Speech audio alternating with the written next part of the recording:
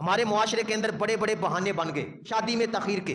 ان میں سے ایک بہانہ، ایک بات جو بنائی جاتی ہے نا، وہ یہ بنائی جاتی ہے کہ لڑکا یا لڑکی پڑھ لیں جی. اب 26-27 سال کی عمر جناب پڑھنے میں لگ گئی، بیٹی کی عمر 25-26 سال، اور وہ جو ان کی عمر تھی، وہ جو جذبات تھے ان کے، وہ تو ختم ہو گئے سارے.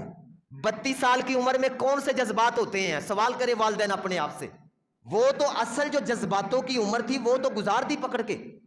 اب وہ پتہ نہیں اللہ جانے وہ عمر کیسے گزری، بیٹے نے کیسے گزاری، بیٹی نے کیسے گزاری، یہ اللہ ہی بہتر جانتا ہے. ہم پورا گمان نہیں کریں گے، لیکن ہم سوچیں گے تو صحیح نا. ایک ایک بہانہ بنایا جاتا ہے تعلیم کا، اور یہ بہانہ لوگوں نے ایسا بنایا ہے، بڑے بڑے ٹھیک ٹھاک گھرانے کے لوگ بھی ہیں جن کے پاس مال و دولت بھی ہے، سارا کچھ ہے.